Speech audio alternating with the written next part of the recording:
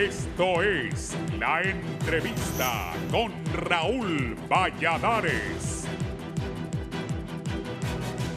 Un paso más hacia adelante. Mayor decisión, trabajo en equipo, apoyo a la agricultura y a la micro, pequeña y mediana industria, con acompañamiento público-privada y la cooperación internacional, permitirá al país pasar del rescate a la reactivación de su macroeconomía. Sin desconocer el asedio de la pandemia del COVID-19 y los efectos de los devastadores eventos climáticos de noviembre pasado, el sector empresarial e industrial buscan coligar propósitos bajo la visión de corto, mediano y a largo plazo, impone la nueva realidad del mal viral. A inicio de octubre, el titular del Poder Ejecutivo, Juan Orlando Hernández, y el Gabinete Social del Gobierno presentaron el Plan de Inversión para la Reactivación Económica del país 2020-2021, sin que hasta ese momento se conociera la estimación de daños ocasionados en noviembre por ETA y IOTA de la Comisión Económica para América Latina, CEPAL. La evaluación preliminar del Organismo de Naciones Unidas estima que los efectos de ambas tormentas ocasionaron un impacto de 45.676 millones de lempiras y una reducción de menos 0,8% en el crecimiento del Producto Interno Bruto de este año 2020, que sumado a los efectos causados por la pandemia COVID-19 afectan severamente al país. La mitad de los efectos son daños directos, mientras que el 45% son pérdidas y el 5% restante son costos adicionales que surgieron como consecuencia de las dos tormentas. El sector privado sufrió pérdidas totales de 36.210 millones de lempiras, mientras el sector público sufre efectos de 9.458 millones de lempiras, o el 31% de los efectos totales según la CEPAL. Con ese escenario, la propuesta oficial para reactivar la macroeconomía se centra en la persona humana, en las micro, pequeñas y mediana industria y en la generación de empleos para mejorar las condiciones de vida de la población. Incluso en febrero de 2020, organizaciones campesinas anunciaron la propuesta de una ley de emergencia para la reactivación del sector agrícola, pecuaria y forestal para el combate de la pobreza, que la mayoría nacionalista en el Congreso Nacional no tomó en cuenta. La iniciativa buscaba la creación del Consejo Nacional de la Producción Agrícola, Pecuaria y Forestal, como instancia superior de planificación estratégica integral del campo, con el fin fundamental de planificar, coordinar y ejecutar todo lo relacionado a incrementar la producción y productividad, combatir el desempleo y la pobreza en el sector agrícola nacional. Sin embargo, en el contexto pasan dos elementos de coyuntura, uno positivo y otro negativo. El reporte del pago de $400 millones de las compañías aseguradoras por daños que dejaron ETA y IOTA y el aumento al costo de la energía eléctrica y los combustibles. Al respecto, Daniel Fortín, vicepresidente de la Cámara de Comercio e Industrias de Tegucigalpa, sostiene que iniciamos un año con el aumento en la tarifa de la energía eléctrica que vendrá a impactar la golpeada economía que viven todas las medianas, pequeñas y microempresas. María Lidia Solano, presidenta de la Asociación Hondureña de Instituciones Bancarias y Aseguradoras, AIBA, sostuvo que el pago de seguros podrá servir para la reactivación de los comercios y reconstrucción de viviendas que gozaban de dicha protección.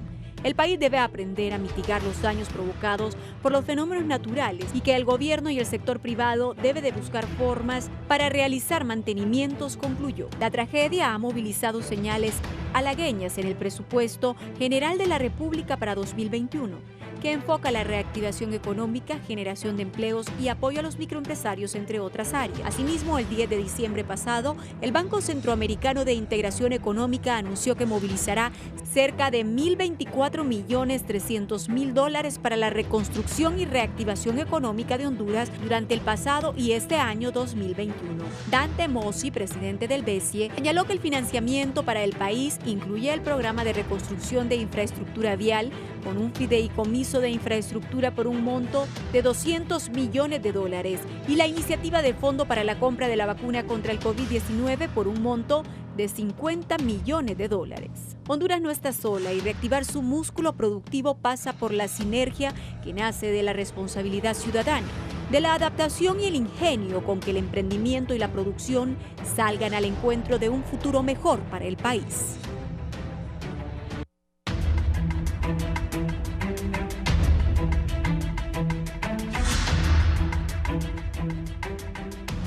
Buenos días, gracias por estar con nosotros en la entrevista.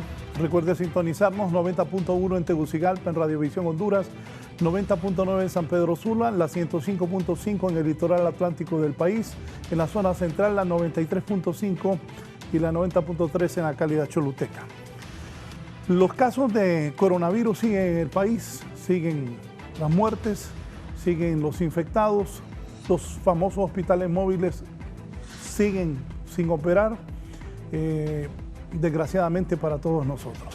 Pero tenemos problemas con la economía, los daños, como lo ha dicho Ivette en este escrito de Carlos Zelaya, del paso del huracán Eta y Iota, aparte de la pandemia que generó suspensión de empleados, retiro de empleados. Hay empresas que todavía mantienen algunos empleados suspendidos, pero ya he hablado con varios empresarios que no van a poder sostener eso debido al terrible problema económico que vive el país.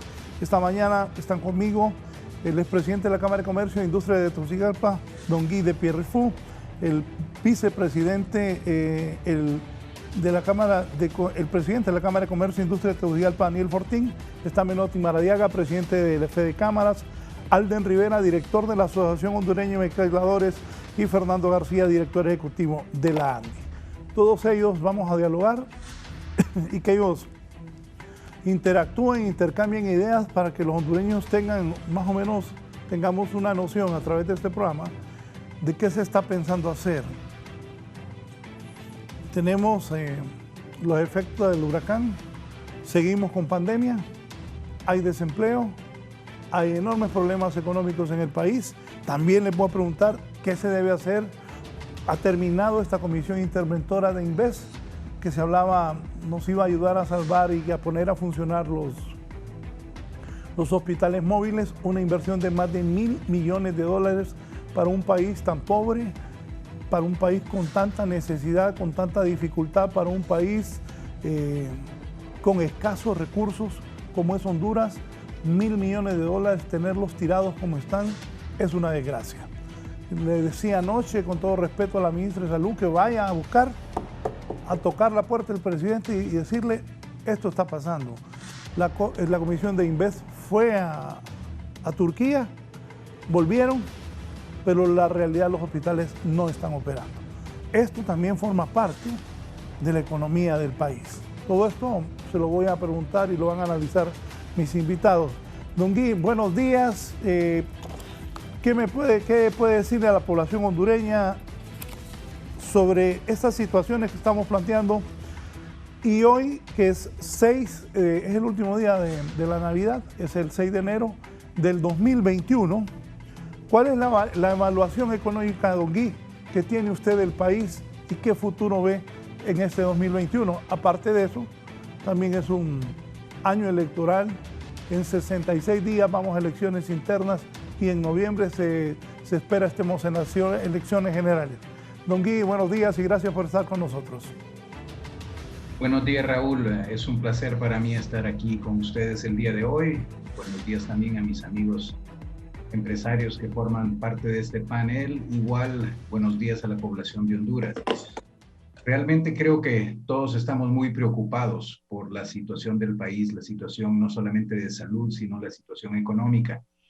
Como usted bien lo dijo en la introducción, la situación de salud está empeorando, estamos entrando a una segunda ola que va a ser bastante difícil, y si lo juzgamos por lo que está sucediendo en otros países, en Europa, en Estados Unidos, la segunda ola resulta ser bastante más grande en cuanto al número de infectados. Afortunadamente, el número de muertos no llega a ser el mismo porcentaje porque los médicos han aprendido durante estos 10 meses de pandemia cómo tratar la enfermedad. Entonces, eso ha ayudado a reducir el número de fatalidades, pero sí sigue siendo una situación bastante peligrosa para el país. Realmente estamos iniciando el año con una situación bastante complicada.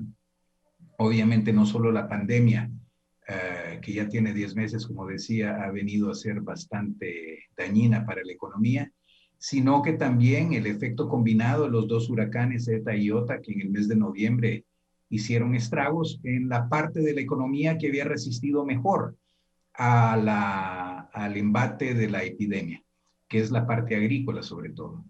Estamos viendo que el Banco Central, en las últimas cifras que dio el presidente del banco hace unos días, está hablando de una caída del PIB del 9,5%. En realidad, tememos a nivel de la empresa privada que esta caída sea aún mayor. ¿Qué quiere decir esto? Según las encuestas que ha hecho las cámaras, que ha hecho el COEP, el 81% de las empresas vendieron menos en el 2020 que en el 2019. Un 10% de las ya cerraron. Estamos hablando de que el 59% de las empresas sigue con problemas graves que les va a ser muy difícil poder levantarse. El gobierno va a perder más de 30,000 millones de lempiras de ingresos tributarios. Más de 550,000 personas han sido suspendidas y van a perder una fuente de ingresos a nivel de sus empleos, o van a tener una fuerte caída a nivel de los ingresos familiares. Se considera que más de 600,000 personas van a pasar a ser pobres, en adición a las que ya existían. O sea, una serie de factores que son sumamente preocupantes y que requiere que el gobierno y la empresa privada, todos los actores que estamos aquí presentes, trabajemos juntos de manera a buscar realmente alternativas que permitan que el país salga adelante. Honduras ha demostrado en el pasado ser sumamente fuerte en sus capacidades a recuperarse. Mitch, Fifi y otros desastres naturales lo demostraron.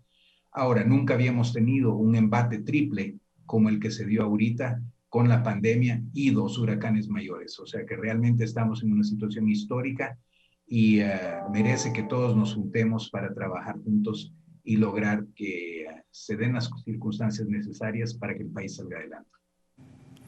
Sí, gracias.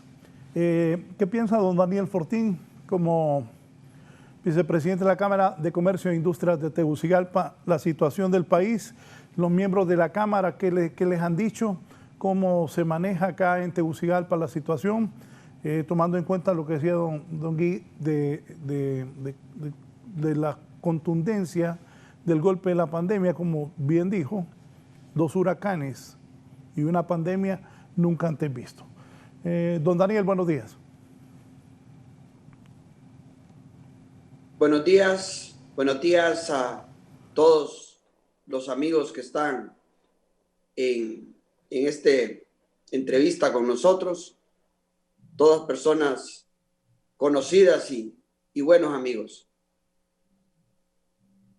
En primer lugar,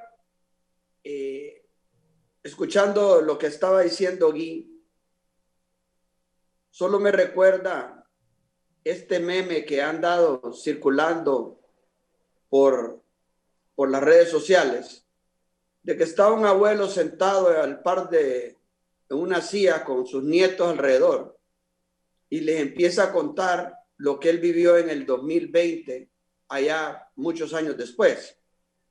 Y todos están pensando, qué viejo más mentiroso. ¿Cómo se la cree todo lo que le pasó, a todo lo que vivió en ese tiempo? Y realmente, si nosotros nos transportamos en el tiempo y vemos si logramos salir adelante de esto con vida, pues porque también eso es una incertidumbre, porque esto es como una guerra. No sabemos a quién nos va a pegar el tiro. Y realmente, pues, sí es una guerra contra un virus que anda ahí, que es invisible, que no lo vemos, y estamos tratando de escabullirnos con él a cada rato. Y esa parte es bien difícil, pelear contra un enemigo que no vemos. Y eso es lo que la gente al principio y durante este momento no entiende. O sea, de que cada día se vuelve más difícil porque el virus puede andar más diseminado y nosotros pues andamos ahí buscándolo.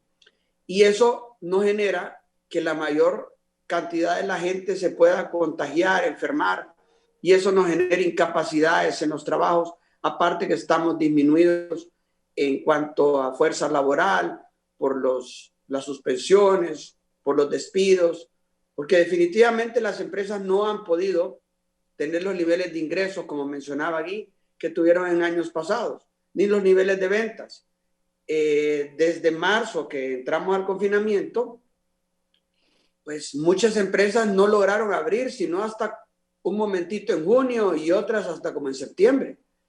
Y la verdad es que eso ha provocado de que haya una caída en los ingresos enorme para que estas empresas le puedan hacer frente al pago de empleos y hayan tenido que tomar decisiones de suspender o despedir personal y llegar a estas cifras de 500,000 que se mencionan, o un poco más incluso, porque no tenemos estadísticas claras también dentro del país de cómo ha sido golpeada esta economía. Después nos pegan estos dos huracanes que nos hacen pues daños físicos, nos debilitan las estructuras que tenemos, dejan a mucha gente sin casas, fábricas deshechas, y eso nos vuelve a dar otro golpe tremendo a la economía familiar, a las personas que perdieron sus casas o se perdieron sus muebles, y también a las empresas pues que ahora tendrán que utilizar el dinero que tienen pues para reconstruirse. Algunas de ellas tal vez tenían algún seguro, otras tal vez no, pero siempre es un golpe fuerte para las empresas para poderse levantar, aparte del tiempo que están sin operación, etcétera, etcétera. Hemos visto una caída en los ingresos, una caída en la contribución impositiva en el país, la baja en la recaudación fiscal, y esto va a provocar pues que de alguna manera pues el gobierno busque las alternativas para recaudar el dinero. Nosotros creemos que eso puede llegar a pasar en algún momento y tendremos que estar pues atentos al futuro que se pueda dar en el 2021 con respecto al tema de recaudaciones fiscales, a tasas, a aumento de precios en cuanto a los servicios que nos brinda el gobierno. Como mencionaba al principio, pues con esta alza de la energía, mucha gente me decía, sí, Daniel, pero es que eso solo se aumentaron 34 lempiras por cada 1,000 lempiras. O sea, si antes pagaban 1,000, ahora va a pagar 1,034, no es mucho. Pero si se va sumando y sumando y sumando y sumando, entonces realmente se vuelve una cantidad de dinero que viene a golpear y que puede venir a afectar la economía de las empresas y de todo el mundo. Entonces, yo veo un panorama que podríamos nosotros revertir, pero solo de una forma. O sea, que de verdad el gobierno, la empresa privada y los trabajadores, los colaboradores, nos sentemos a hacer un plan, a ver cómo se reactiva eso, poniendo a Honduras sobre la mesa para poder venir y escoger la mejor ruta que podamos seguir adelante, haciéndolo pensando en el bien de Honduras y no en el bien particular. Eso es lo que yo pediría. Si a mí me tocara tomar la decisión, yo sentaría a los mejores hombres del gobierno, los mejores hombres de la empresa privada y los mejores hombres del sector colaborador, del sector trabajador, para que podamos definir realmente un plan de acción a seguir y desarrollar un plan de nación que sea a corto, mediano y largo plazo, y que cualquier político que venga en el 2022 lo siga y el que venga en el 2026 también, y así sucesivamente, que sea un plan mínimo que todo gobierno, independientemente del color político, lo pueda seguir de ahí en adelante. Sí, voy ahora con el director de la Asociación Hondureña de Maquiladores, ex embajador de Honduras en México, también estuvo en el Ministerio de Desarrollo Económico. Don Alden Rivera, los maquiladores, ¿cómo han recibido esto? ¿Cómo están manteniendo su producción para poder hacer las exportaciones? ¿Qué apoyo han recibido del gobierno y cuál es la situación que manejan ustedes ya hoy, 6 de enero? Y buenos días, Raúl, y buenos días a los líderes empresariales que nos acompañan esta mañana en este importante programa. Antes de responder a su pregunta, Raúl, yo quisiera que me permitiera tomar algunos minutos para comentar que en atención a los escenarios que han presentado tanto Guy como Daniel, el día 15 de octubre del año anterior, tanto el Consejo Hondureño de la Empresa Privada como el Consejo Empresarial para América Latina tomaron la decisión de avanzar justamente en la ruta que nos propone Daniel, en la preparación, en la formulación de un Plan Nacional de Reactivación Económica con un horizonte de planificación proyectado hacia el año 2025. Y hemos estado trabajando de manera muy intensa en una primera etapa que se consideró un diálogo profundo con el gobierno de la República para tratar de hacer un diagnóstico muy detallado del momento que estábamos viviendo en términos económicos, en términos sociales, en términos de la situación del país luego del embate del COVID-19, luego del impacto de ETA y IOTA, y eso derivó en la formulación de un primer documento que hemos presentado ya a la Presidencia de la República, a todos los ministros que forman parte del Gabinete Económico y Social, lo hemos compartido con la cooperación internacional, lo hemos compartido con diferentes actores de la sociedad civil hondureña y esperamos que ahora, en el mes de enero, comencemos ya una etapa profunda de socialización de un documento que resume la visión del sector privado acerca de las dificultades que está viviendo el país en términos económicos.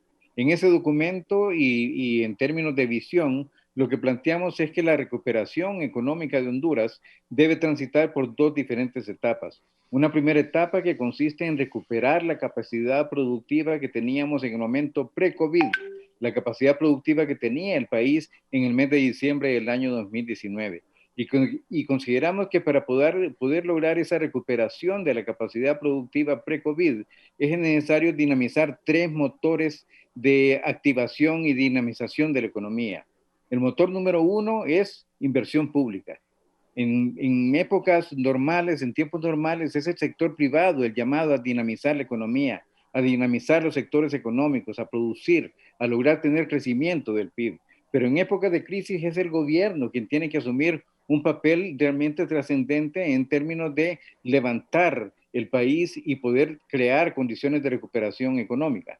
Por lo tanto, inversión pública es un factor sumamente importante y estamos acompañando, estamos, digamos que observando más bien los esfuerzos que hace el gobierno en materia de rehabilitación y reconstrucción nacional, muy incipientes en este momento. Creemos que se debe acelerar el ritmo para poder iniciar estas actividades, pero contamos ya con 24.000 millones de lempiras que figuran en el presupuesto que fue aprobado por el Congreso Nacional en términos de inversión pública.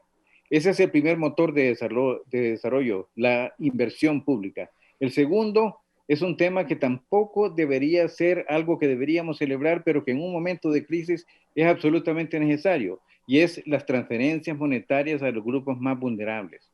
Hoy en día, de acuerdo a la FAO, tenemos alrededor de 3 millones de personas viviendo en condiciones de inseguridad alimentaria, 500.000 de ellas viviendo en condiciones de inseguridad alimentaria severa, de tal manera que atender a esa población con recursos monetarios es importante en este momento.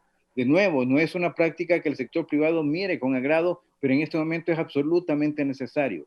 Y para eso estamos solicitándole al gobierno que se haga una consideración de 15.000 millones de lempiras en transferencias monetarias que van a servir para atender el fenómeno de inseguridad alimentaria, pero que también van a ser recursos que van a llegar a la economía, que van a ayudar a dinamizar a la economía y que van a contribuir a recuperar el dinamismo económico que teníamos en la etapa pre-COVID. Obviamente esto no se va a dar de un día para otro, de una semana para otro. Estamos contemplando que la recuperación de la capacidad productiva que teníamos pre-COVID se dé a lo largo del año 2021 y 2022. Y el tercer motor de dinamización de la economía o de recuperación económica es el crédito, el financiamiento. Tenemos en este momento una liquidez, o más bien un proceso de suficiencia de recursos financieros en el sistema financiero nacional de alrededor de 90.000 millones de lempiras. Así que necesitamos lograr conformar y mejorar los instrumentos que se han creado para poder crear condiciones de recuperación económica, sobre todo en el sector MIPYME. Los fondos de garantía serán importantes, pero va a ser más importante ampliarlos ahora para que los beneficios puedan llegar a las empresas afectadas por ETA y IOTA.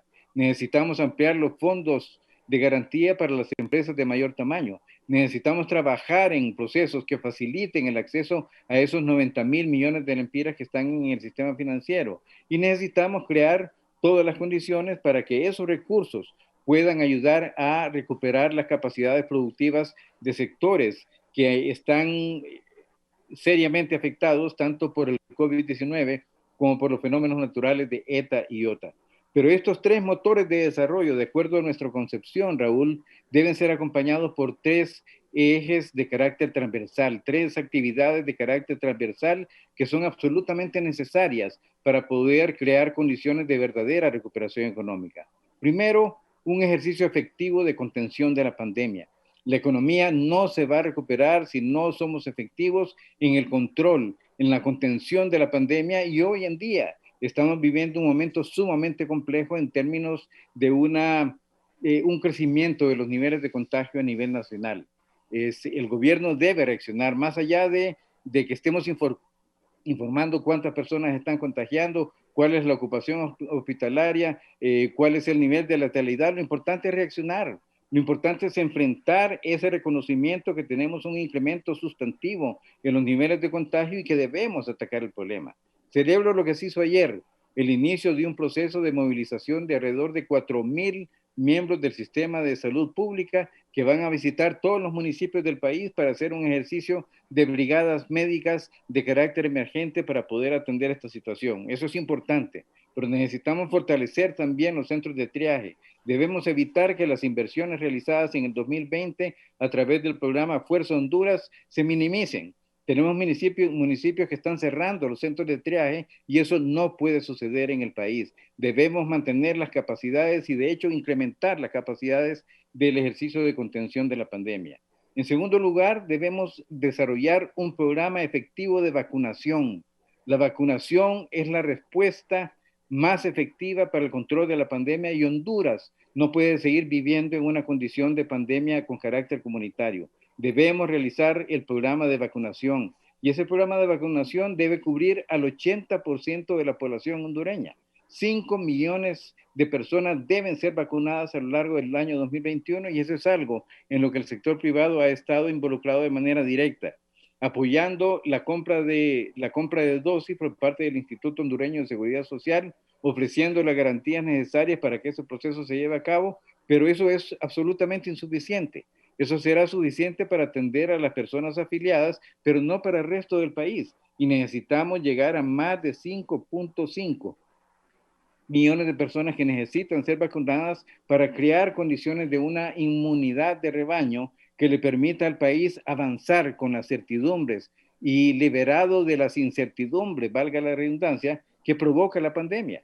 Muchas empresas no avanzan en el proceso de acceder a créditos, de solicitar créditos que han caído de manera dramática por la incertidumbre que provoca el hecho de que tenemos una pandemia de carácter comunitario.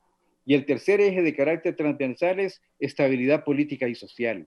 Tenemos dos fenómenos electorales que se van a celebrar en este año. En marzo las elecciones primarias, en noviembre las elecciones generales. Debemos asegurar una actitud responsable por parte de todos los partidos políticos para que estos procesos electorales no deriven en una situación de inseguridad o más bien de inestabilidad política y social. Esos tres elementos son importantes. Tres motores de desarrollo, solo para reiterarlo: inversión pública, transferencias a los grupos más vulnerables para combatir la inseguridad alimentaria y el acceso al crédito, que son tres motores fundamentales para la recuperación económica. Y luego tres ejes transversales para apoyar lo que se trata de hacer en materia de economía.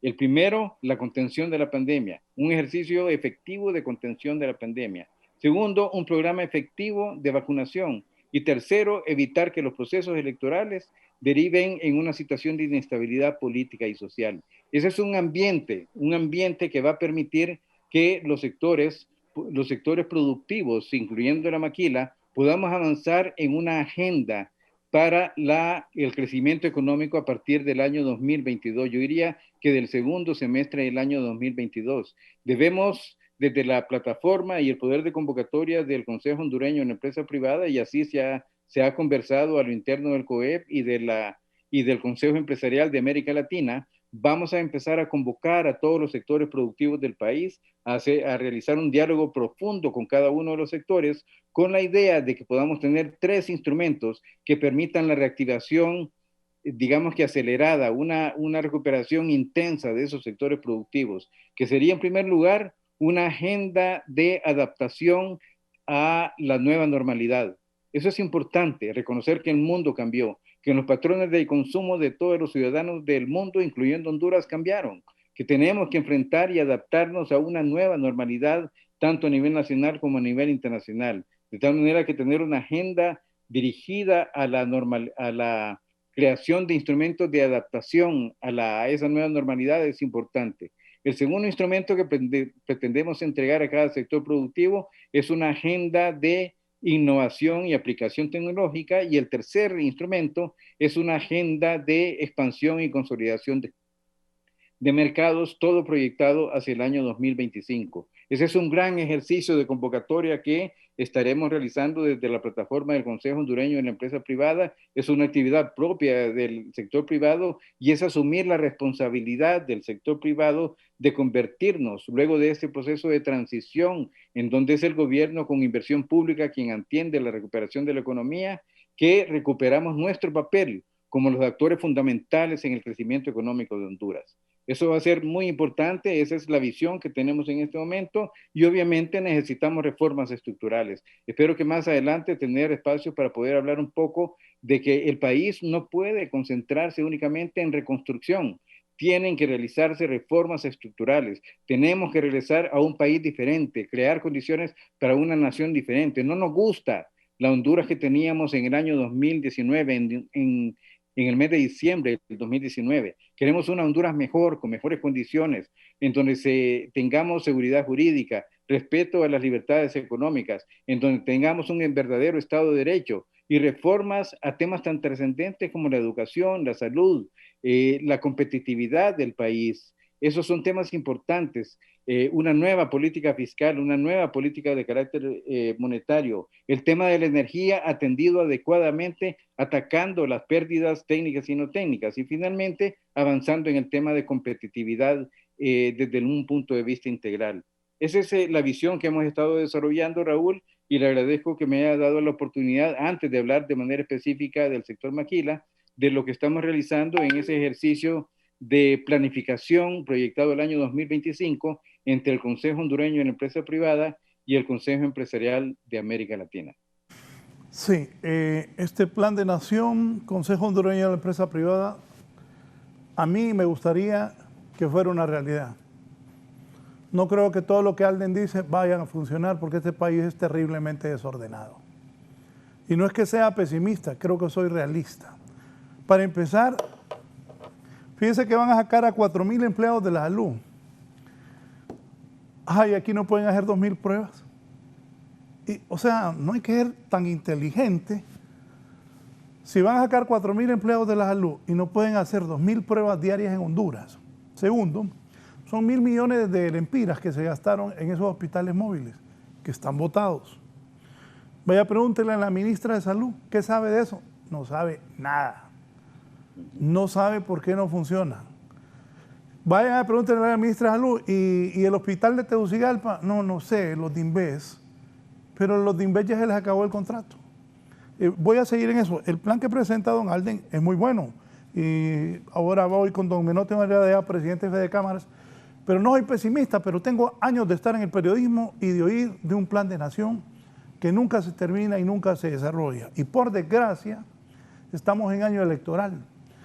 Los que vengan, si cambian gobierno, van a venir con otras ideas. Y el plan, pero qué bueno que la empresa privada lo está manejando. Pero por eso está don Gui, está don Daniel Fortín.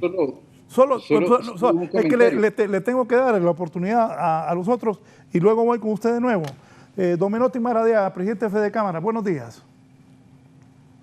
Buenos días, don Raúl, gracias por la invitación y un placer poder estar compartiendo con 4 empresarios de alto nivel del país. Para nosotros, como Fede Cámara y representando a la micro, pequeña y mediana empresa, realmente es un año muy fuerte. Acabamos de salir de una pandemia y nos hemos enfocado mucho en poder cumplir los protocolos de bioseguridad como empresa privada. Y la empresa privada formal ha venido haciendo un sacrificio, ha sido responsable desde el 15 de marzo del 2020 para poder cumplir y cuidar la salud de las familias, de nuestros colaboradores y sobre todo de todos nuestros clientes. Sabemos que la pandemia continúa y es donde seguimos insistiendo, y por eso me voy a tomar estos minutos en seguir insistiendo en cumplir esos protocolos de bioseguridad a toda la población en general, manejar ese distanciamiento, el uso de gel y el lavado de manos. Pero más allá de eso, voy a compartir mucho lo que han expresado los empresarios anteriores, es qué va a suceder con esos 500,000 empleos que se han perdido y van a recibir un alza de 34 lempiras. ¿Qué va a suceder con todas esas madres solteras que no saben cómo van a poder llevar los alimentos a sus hogares y reciben un año con un aumento de energía y no poder ofrecer sus productos? Es donde se deben tomar decisiones coherentes con la realidad de que vive la economía del país. A nivel nacional, las cámaras de comercio han venido trabajando con sus afiliados para que no tener tanta micro, pequeña y mediana empresa cerrando sus negocios y buscando la manera de poder salvaguardar los empleos, porque es lo que más se ha perdido, aparte de toda la fatalidad de perder compatriotas hondureños por el COVID y por diferentes accidentes. Pero la crisis económica es un desastre, ha colapsado el sector MIPYME y nosotros pues nos estamos enfocando exclusivamente en ver cómo vamos a generar empleos y cómo vamos a salvar ese montón de micro y pequeños empresarios que cerraron, cómo se perdieron emprendimientos y sobre cómo la mediana empresa ha buscado el sector informal para poder subsistir. Ya tenemos la primera caravana de más de 3,000 compatriotas anunciada saliendo el 14 de enero y esto refleja la realidad que se está viviendo. Y es donde la empresa privada ha trabajado muy unida en toda esta pandemia. Tenemos el ejemplo de lo que sucedió con los eventos Eta y Iota desde el día 1. Se reunió la empresa privada, SEALCO, de cámaras de comercio, ANDI, en poder venir y proveer de comida caliente, buscar cómo poder salvar vidas a través de las diferentes instituciones que manejaban lanchas. Es un ejemplo de unidad y buscar poder trabajar en conjunto y unido para salir adelante. Pero hoy se deben de tomar decisiones que vengan a apoyar y a hacer crecer esa esperanza, no vivir en medio de la incertidumbre. Y lo digo porque se han comentado mucho de que va a haber un confinamiento de nuevo, que se va a regresar a dígitos, cuando sabemos que la economía del país prácticamente está quebrada. Y lo reflejan los impuestos que ha dejado de percibir el gobierno. Y estamos viendo cualquier cantidad de empleos que se han perdido a nivel nacional. Así que debemos de crear esperanza, debemos de trabajar y tomar decisiones puntuales. Sabemos que no se pudo trabajar en lo que es la readecuación de deuda en todo el Valle de Sula por los eventos Eta y Iota. Sabemos que necesitamos un nuevo sistema de financiamiento para la micro, pequeña y mediana empresa, pero que llegue a la microempresa. También debemos de ver este tema de tarifa energética. No es posible, y voy a poner ejemplos puntuales aquí en el Valle de Sula. Muchos afiliados se están quejando de que se les presentó recibos adulterados con el cobro de la energía eléctrica. ¿Cómo es posible de que se esté cobrando energía y con una sobrecarga a muchos ciudadanos y sobre todo a muchas microempresas que prácticamente sufrieron las inundaciones de los eventos Eta y Iota y recibieron un recibo alterado?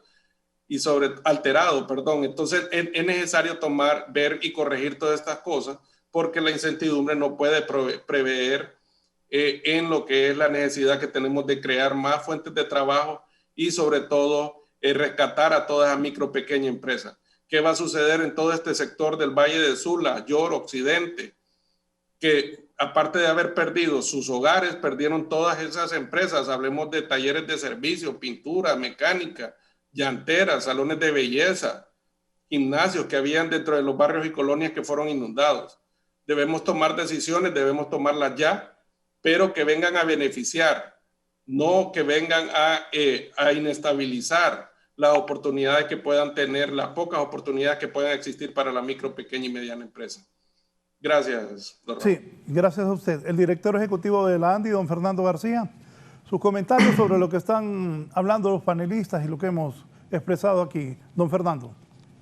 Buenos días, Raúl. Buenos días, compañeros, y al auditorio también de la entrevista Canal 11. Bueno, yo quisiera decir que primero que todo podemos salir adelante como nación, podemos salir adelante como país, como pueblo, si estamos unidos y si trabajamos todos de manera coordinada. Eso es fundamental y clave. Todos. El sector privado va a hacer un esfuerzo importante, como lo ha hecho siempre, pero se requiere el acompañamiento de otros actores sociales, de los trabajadores organizados, de la sociedad civil y fundamental de las diferentes instituciones del Estado. Esto significa gobierno central, las cortes, la fiscalía y las otras instancias públicas, las municipalidades, etc. Y efectivamente, comparto buena parte de lo que han mencionado los compañeros. Uno de los hitos fundamentales de este 2021 va a ser la estabilidad política que se requiere para que haya crecimiento y desarrollo económico. En las elecciones primarias en marzo y en las generales de noviembre.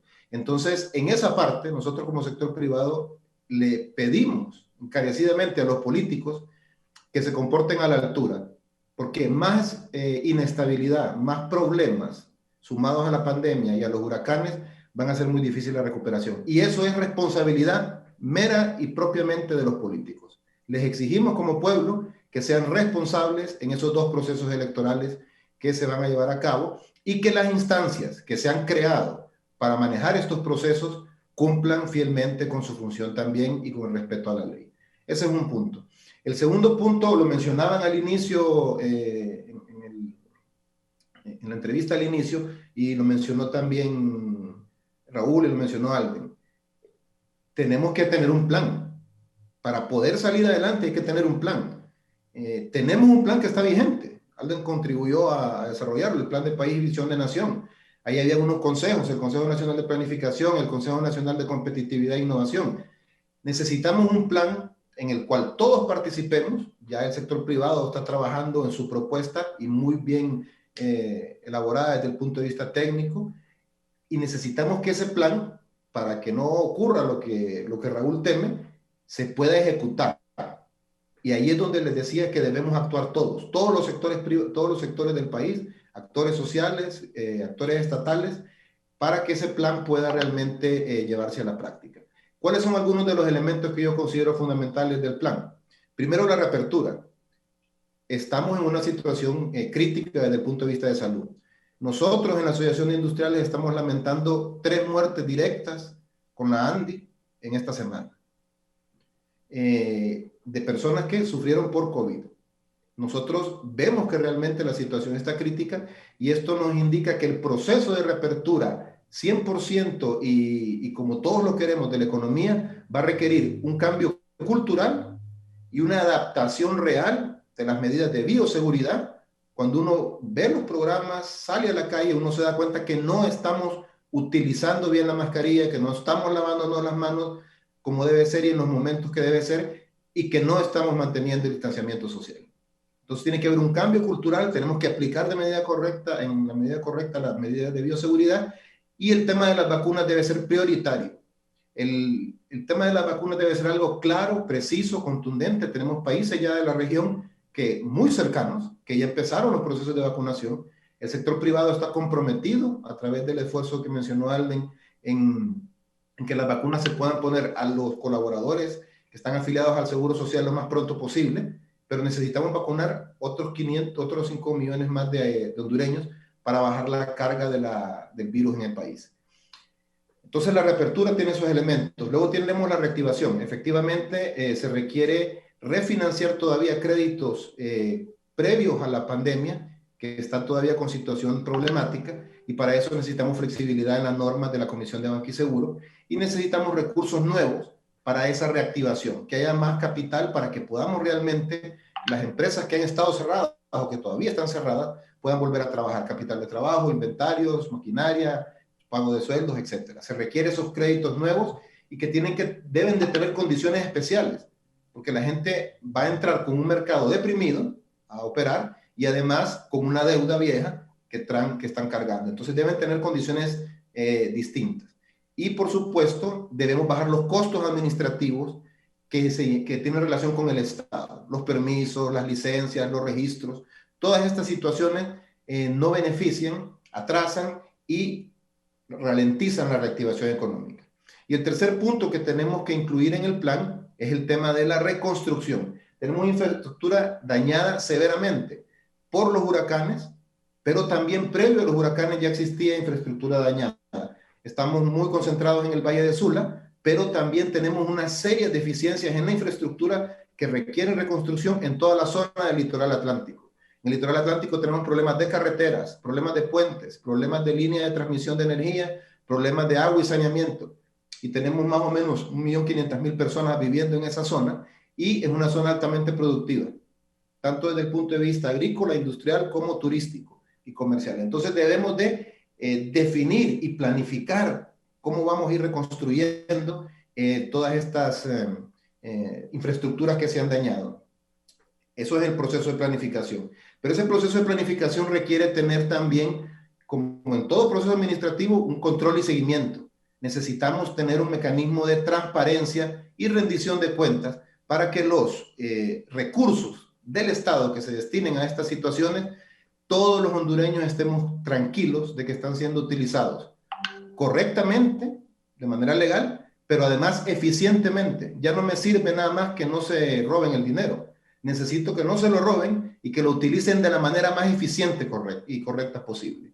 Por eso el sector privado ha planteado junto al Banco Centroamericano de Integración Económica una propuesta para veeduría y transparencia en el manejo de los fondos públicos, que es una propuesta concreta también para contribuir a que sea más eficiente el uso de esos recursos. Y yo pondría un par de retos para este año 2021, que nos lo han dejado evidenciado la pandemia. Uno es que tenemos una situación de seguridad social que está inconclusa.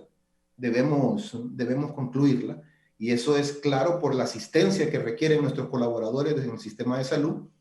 Si tuviéramos un sistema de seguridad social robusto, pudiéramos haber generado todos a través de aportes, transferencias o soporte para los colaboradores que estaban suspendidos, como ocurrió en otros países. Entonces tenemos que ir pensando en esa reforma real del sistema de seguridad social. Y obviamente debemos trabajar fuertemente en el fortalecimiento del sistema de salud. Ha quedado evidenciado una serie de falencias. Y en el sistema de educación. Estamos perdiendo en buena parte de los muchachos, de los estudiantes, prácticamente el año y un poco más. Y como va la proyección de la vacunación, probablemente se pierdan 2 años. Entonces necesitamos hacer una vuelta total del sistema de educación para que los muchachos puedan recuperar el tiempo perdido y que puedan asimilar esa nueva realidad que va a implicar una serie de nuevas competencias laborales para que puedan ellos insertarse en el mercado de trabajo y que este mercado de trabajo pueda ser competitivo a nivel regional y mundial. Esos son algunos elementos que quisiera aportar, pero la base de todo es que este barco que se llama Honduras tenemos que sacarlo adelante todos juntos. Sí. Voy a hacer una pausa y luego voy a volver a hacer una ronda con mis distinguidos invitados. Les ruego que no se alarguen tanto para que todos puedan participar. Yo quisiera que todo lo que dijo don Alden se realice, que el país salga adelante. 1 millón de estudiantes perdieron las clases el año pasado y todavía este año no se visualiza de que nos vaya bien con la educación. Eso es terrible para el futuro del país. No hay pruebas. La vacunación en Honduras, Dios primero, sea masiva. Pero si no hay ni 2.000 pruebas, pues ojalá que mejoren, que quiten a los que no pudieron hacer eso y pongan personas más capaces, más inteligentes, con mayores conocimientos y luces para que vengan las vacunas y se agilice, como están diciendo mis invitados. Los 1.000 millones de los hospitales móviles. Se nombró esta comisión de Inves, que eran miembros de la empresa privada en quienes yo tengo confianza, pero hasta hoy no han hecho nada y ya se venció el periodo de ellos. Y no hay hospitales móviles funcionando. 1.000 millones, un país tan pobre. También a los trabajadores. Aquí yo platicaba con mis compañeros, con Evo y Gerson. El salario mínimo, deben pensarlo, porque las empresas no van a aguantar. Y van a haber despidos masivos si hay incremento de salario mínimo. Los obreros deben pensar en eso también. El gobierno anuncia que cayeron sus ingresos. ¿Cómo le va a ayudar el gobierno a los empresarios? Los hospitales casi llenos. La reconstrucción y la infraestructura, ¿de dónde se va a sacar ese dinero? Quieren comprar 20 puentes Bailey. ¿Quién va a supervisar eso para, como dijo Fernando hace un momento, que hagan las cosas y no se roben el dinero? No que solo se roban el dinero. Hay 20 puentes Bailey que comprar y esto de que 1 millón perdieron las clases. Bueno, al volver con mis invitados continuamos hablando sobre este tema de suma importancia para el país, no solo para este año, sino para el futuro de Honduras. La actividad económica de Latinoamérica podría crecer en un 3.7% en 2021 a medida que los países flexibilicen las restricciones impuestas para controlar la pandemia de coronavirus. Pero el repunte será muy débil y en un escenario negativo podría ser incluso menor al 2%, declaró el Banco Mundial. El crecimiento regional será inferior al 4% previsto a nivel global, principalmente porque América Latina ha sido una de las regiones más golpeadas por el brote de COVID-19, tanto en lo sanitario como en lo económico. Esto de acuerdo a la edición de enero del informe Perspectivas Económicas Mundiales, publicado por la Organización Financiera Internacional. El mejor escenario para América Latina se daría si se flexibilizan las restricciones, se estabilizan los precios de los productos básicos y mejoran las condiciones externas, consideró el Banco Mundial en su informe. Pero la entidad con sede en Washington advirtió que en un escenario negativo, el que se pueda retrasar la distribución de las vacunas con efectos económicos secundarios, el crecimiento podría ser aún menor del 1.9%. El repunte tendrá lugar después de un año en el que la economía regional cayó a niveles récord, una contracción de 6.9% que el Banco Mundial atribuyó principalmente al temor público y a las empresas y a las medidas que para controlar la pandemia limitaron la actividad en el sector formal. Para 11 Noticias, Raúl Valladares.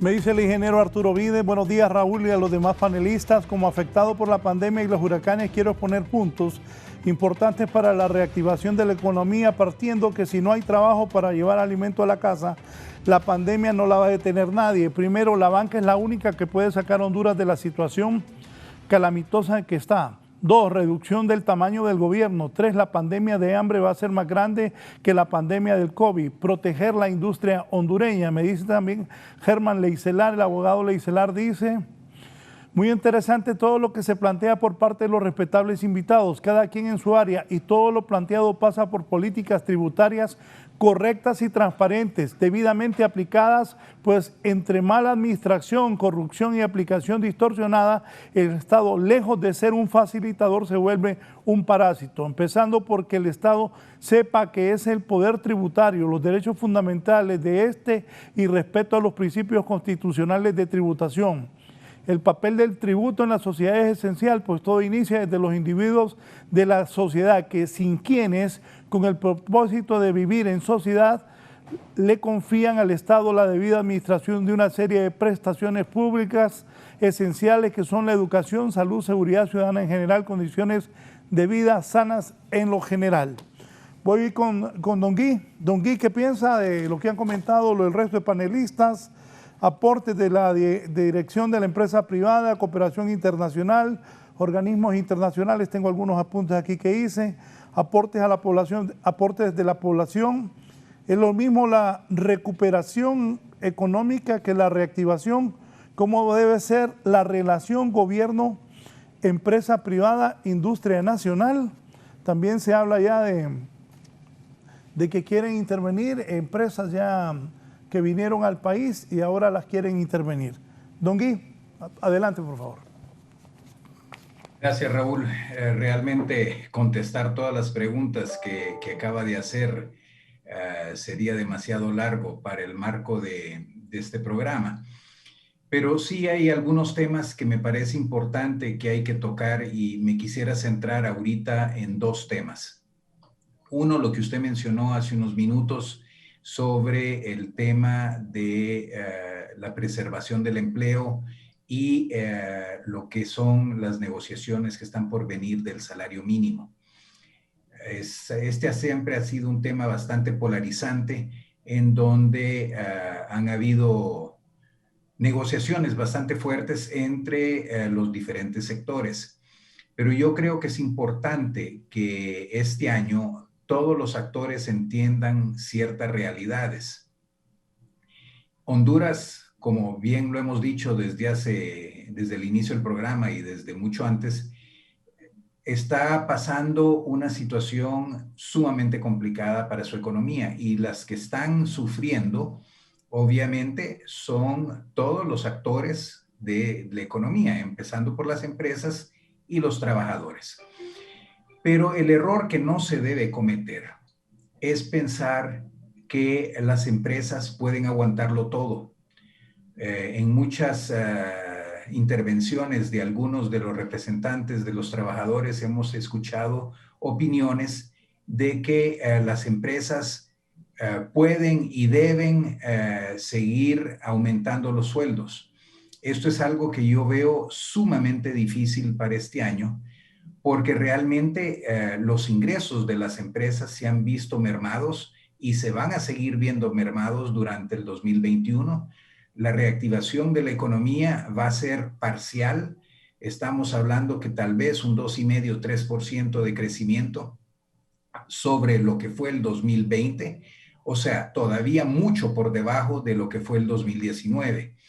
Entonces, no hay que equivocarse, hay que ser muy prudentes en el manejo de los aumentos de costos para las empresas, porque si hay aumento de costos, inmediatamente esto va a generar planes de reestructuración y obviamente probablemente mayores niveles de despido. Y esto se aplica para todos los tamaños de las empresas, porque las grandes empresas tienen grandes problemas.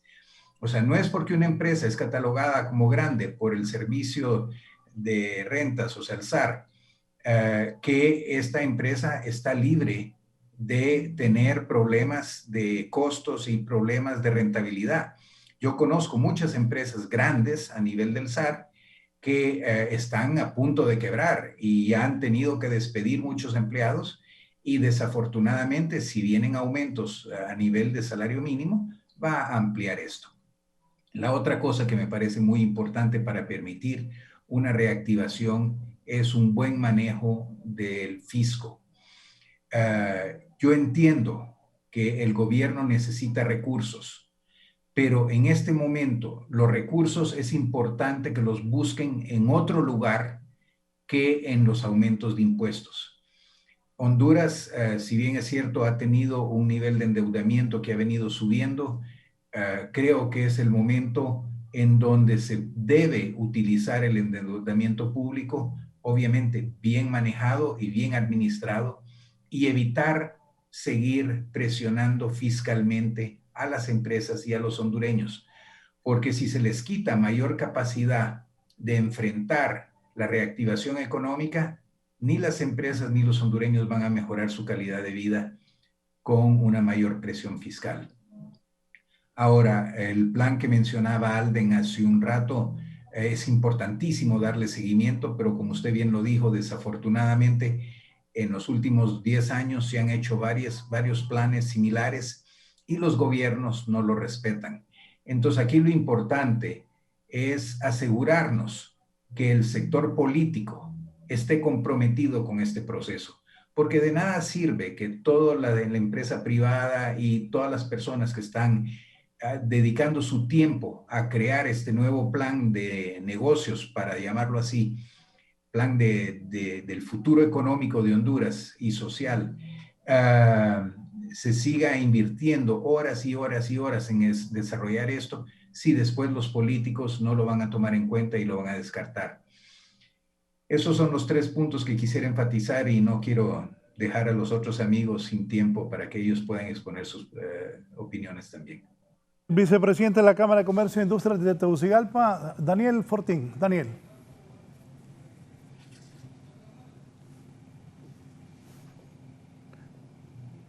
El micrófono, Daniel. Daniel, el micrófono.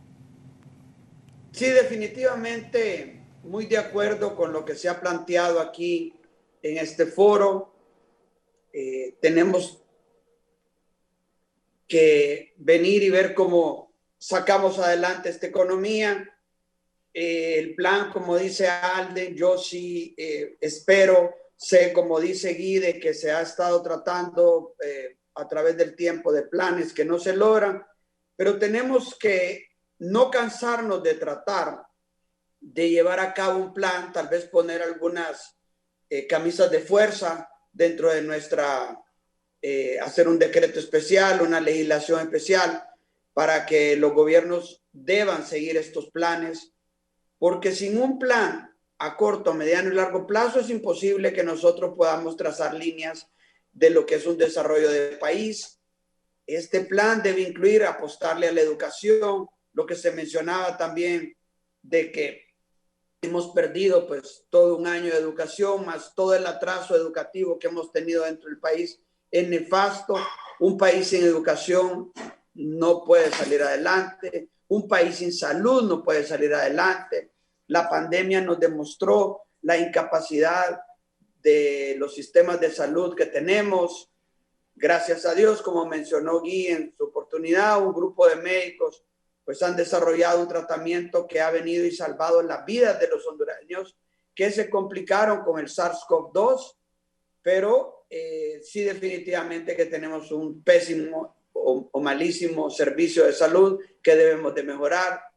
Entonces tenemos que poner de nuestra parte todos los hondureños en sacar adelante este país.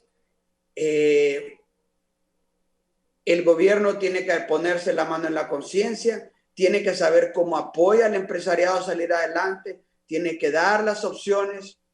Ahora vamos a ver cómo se desarrolla pues con el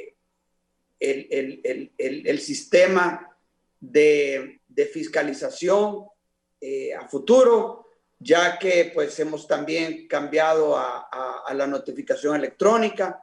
Creo que eso pues también nos va a afectar de alguna forma en los pagos de los tributos. Necesitamos realmente dejar dinero en manos de los empresarios para que se pueda invertir y sacar adelante las empresas. Si eso no se da, las empresas van a ir disminuyendo hasta que las vayamos perdiendo.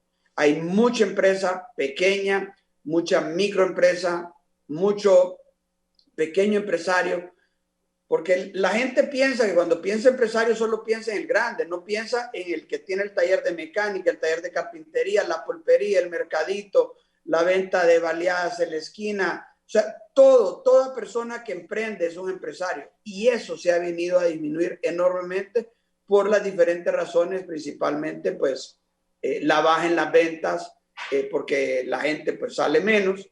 Y por último, yo quiero pedirle a la población que nos cuidemos y que realmente pues evitemos el confinamiento, evitemos que se propague más el virus, el lavado frecuente de manos, el uso de las mascarillas, el distanciamiento social. Aunque nosotros estamos deseosos de poder ver a las personas que queremos, a poder abrazar a esas personas, a poder estar con esas personas, tenemos que seguirnos cuidando hasta que esto no pare, porque esto lo único que ha demostrado en el mundo entero es que los números de infectados ven aumento y las muertes van en aumento. Gracias.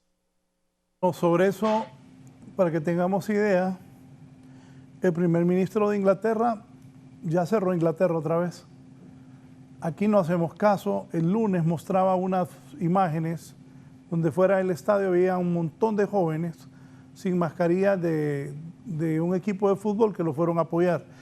La verdad que no hacemos mucho caso. Y esos anuncios donde jóvenes salen y después vuelven a la casa y están infectados y no se dan cuenta, infectan a los mayores, continúa. Lo que dice don Daniel Fortín es cierto, debemos de hacer caso, mantener esas medidas de seguridad. Don Alden Rivera, por favor.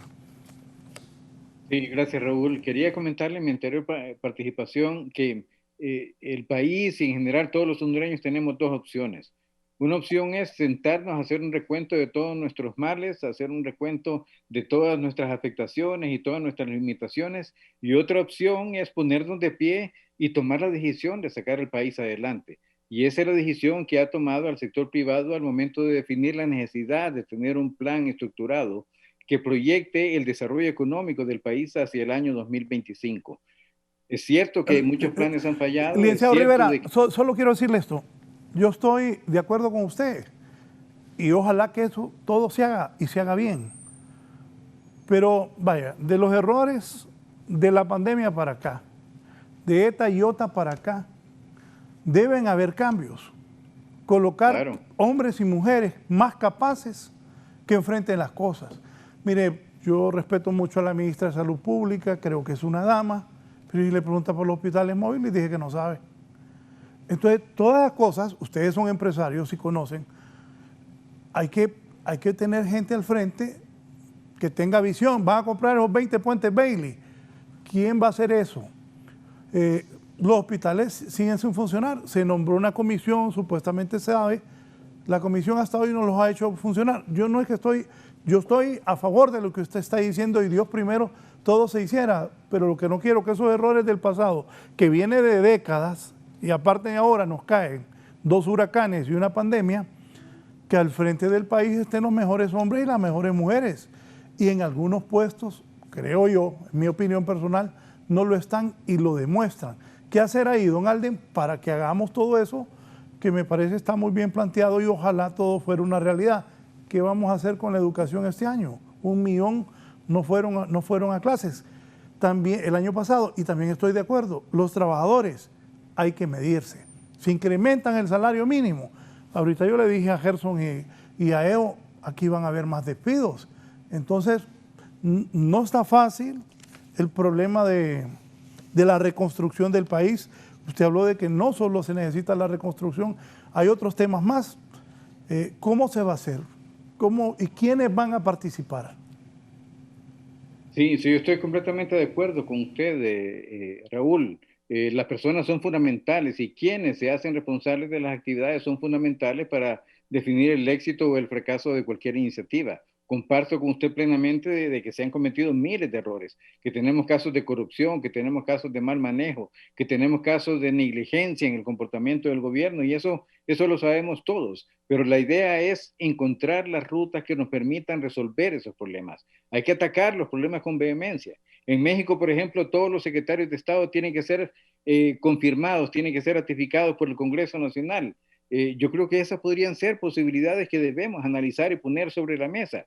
Queremos tener un gabinete que realmente responda a las necesidades del país. Tenemos que buscar la forma de definir los parámetros para que alguien pueda ocupar esa posición en términos de su trayectoria, en términos de su pertinencia en cuestiones de comportamiento en el manejo de recursos financieros, en términos de la pertinencia académica, técnica y de experiencia para poder asumir una responsabilidad tan grande como es asumir una cartera dentro del gobierno de la República. Yo creo que esos son temas que tienen solución. No podemos resignarnos al hecho de decir de que no podemos superarlo. Podemos superarlo. Lo que necesitamos es la capacidad de poder analizar los contextos, estudiar las mejores prácticas a nivel internacional y tratar con el apoyo conjunto del sector privado, de las organizaciones no gubernamentales, formar una gran coalición nacional que le exija a los gobiernos, a este y a los próximos gobiernos, el respeto al país, el respeto al derecho que tienen todos los hondureños a una vida bajo mejores condiciones. Y yo creo que eso lo podemos lograr si somos capaces de crear un gran consenso nacional alrededor de la necesidad de salir adelante, de reconocer que estamos en una situación de tremendo apremio, de tremenda dificultad, pero que estamos también en la obligación con las nuevas generaciones de aportar lo necesario para poder darle seguimiento a todo lo que estamos haciendo. Yo quisiera mencionarle algunos de los temas que ya estamos proponiendo en el gobierno. En materia de finanzas públicas, por ejemplo, le estamos hablando de reformas a la ley de responsabilidad fiscal, que hoy únicamente se focaliza en el déficit fiscal, pero que tiene que definir pisos en términos, más bien techos, en términos del tamaño del gobierno y en términos de gasto corriente. Tiene que definir pisos en términos de la inversión pública. Estamos pidiendo de que que se implemente una nueva ley del impuesto sobre la renta y una nueva ley del impuesto sobre ventas. Le estamos solicitando al gobierno y al Congreso Nacional que el 2021 y 2022 sean declarados como años de completa y absoluta austeridad por parte del gobierno de la República. Cero viajes, cero viáticos, cero vehículos para los funcionarios públicos, cero guardias de seguridad para todos los funcionarios públicos, que cada quien utilice su vehículo. No tanto por el significado que en términos nominales eso pueda tener, sino por el mensaje que le trasladamos a la nación. Es momento de amarrarnos la cintura, es el momento de amarrarnos el cinturón, pero debemos hacerlo todos, empezando por el gobierno. Austeridad es una buena práctica y es una práctica de carácter obligatoria. En términos de educación, tenemos 350,000 jóvenes que desertaron del sistema educativo a lo largo del año 2020. La matrícula escolar se redujo en esa dimensión en el año 2000, en el año recién pasado. Va a pasar y los pronósticos son de que vamos a tener una deserción de 700,000 jóvenes, niños que no van a participar en el sistema educativo si seguimos haciendo lo que el gobierno está planteando como soluciones. Nosotros tenemos un planteamiento que se lo hicimos ayer al ministro de Educación y que vamos a continuar mañana conversando. Uno de los temas que estamos proponiendo es cambiar el periodo escolar, aprovechar estos meses hasta el mes de septiembre para hacer un reforzamiento de todo el tiempo perdido a lo largo del 2020 y que los periodos escolares ahora comiencen en septiembre y terminen en junio, como lo hacen las escuelas privadas, muchas de las escuelas bilingües, y aprovechar el tiempo para recuperar la imposibilidad de darle formación a 2 millones de jóvenes que estaban matriculados en el sistema público del país. En materia de salud, tenemos todo el diseño de un sistema de alerta temprana para poder enfrentar la posibilidad de los rebrotes. Hemos ayudado en el tema de vacunación. Es decir, estamos avanzando en una cantidad de frentes importante. El ataque a las pérdidas técnicas y no técnicas de la ENE, que tienen un rezago, una deuda acumulada de 3,000 millones de dólares. Pero esos problemas no es suficiente con mencionarlos. Tenemos que encontrar soluciones y tenemos que ponernos de pie, enfrentar los retos del país y avanzar. Aunque hayamos fracasado antes, aunque tengamos miles de programas y de planes que no han sido posibles implementar, hoy es el momento en donde tenemos que asumir esa responsabilidad como sector privado. Y algo importante, Raúl, es que este no necesariamente es un plan para el gobierno, no es un plan para que lo ejecute el gobierno, es un plan para el sector privado. Es un plan para que el sector privado actúe como responsable y como protagonista del crecimiento económico del país. Obviamente necesitamos el apoyo del gobierno como facilitador, necesitamos que el gobierno sea un garante de la seguridad jurídica, necesitamos que el gobierno sea un garante de las libertades económicas, necesitamos un gobierno que no estorbe en el desarrollo de los sectores económicos del país.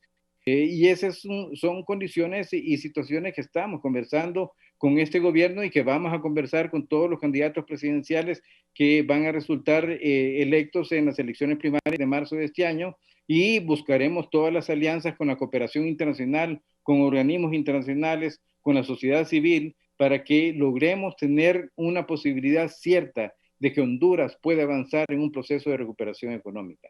Sí. En el caso de la maquila, a pesar del daño que sufrimos, 1,000 millones de dólares dejaron de ser exportados. Es decir, el impacto en la industria manufactura del país es un impacto tremendo, es un impacto muy fuerte, es una industria que está golpeada. Sin embargo, ¿qué hicimos, Raúl, en los últimos meses? Formulamos un plan estratégico proyectado al año 2030. Aspiramos a convertir a la industria maquiladora en un Global Destination Hub. Es decir, es un centro para la concentración y transformación de alcance mundial. Queremos competir con los países del sudeste asiático. Estamos siendo ambiciosos y estamos aplicando innovación, tecnología. Tenemos una ruta trazada para tratar de recuperarnos de esa situación terrible que estamos enfrentando en este momento, con 1,000 millones de dólares que no se pudieron exportar, con clientes que tenemos que mantener, con mercados que tenemos que seguir atendiendo en el exterior, pero también con el ánimo y con la actitud de que vamos a seguir adelante con innovación, con tecnología, con pensamiento, con decisión, con convicción, con la autoridad que nace del sentimiento y del compromiso con el país. Trazamos una ruta al año 2030 y estoy seguro que vamos a avanzar. Vamos a ser el primer Global Destination Hub en el continente americano. Lo vamos a lograr en los próximos años y vamos a trabajar cada día en ese propósito. Y yo creo que esa actitud de compromiso y esa actitud de tener fe en el país, esa es la actitud que debe prevalecer en todos los sectores.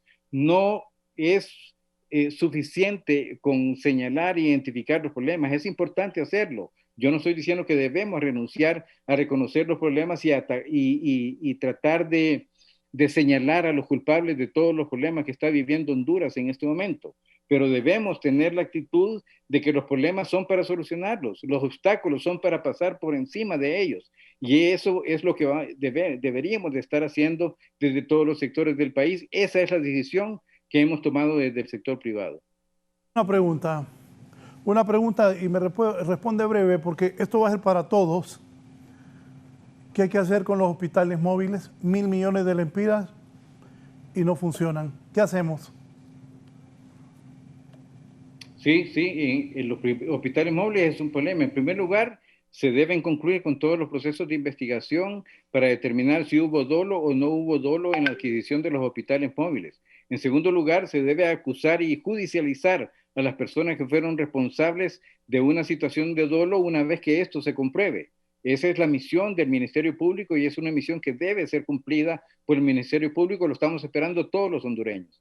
En tercer lugar, tenemos que buscar soluciones.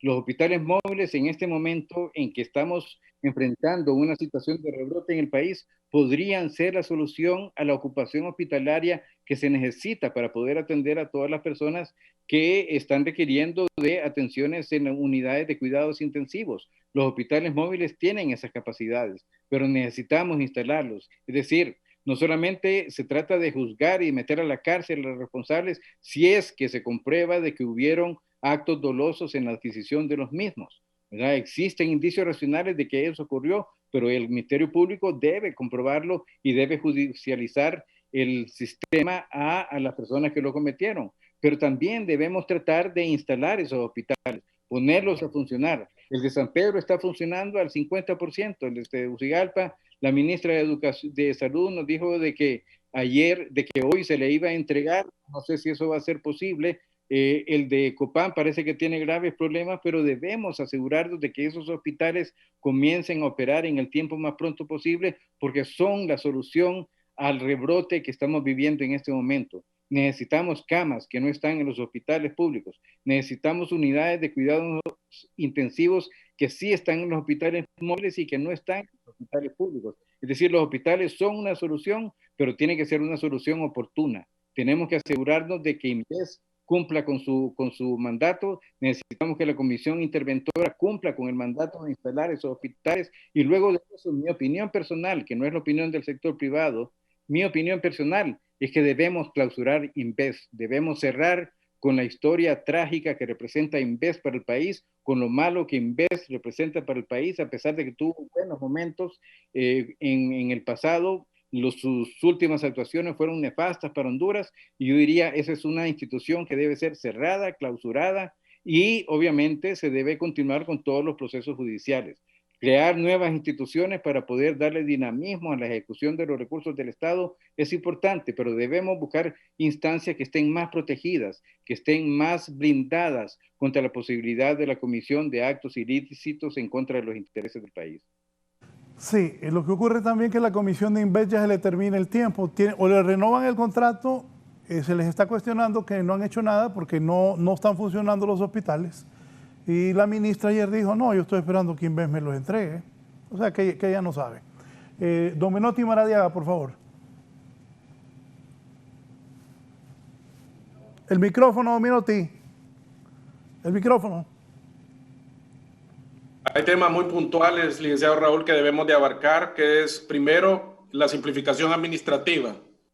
La simplificación administrativa es fundamental para poder desarrollar las empresas que están funcionando y que están queriendo aperturar en el país.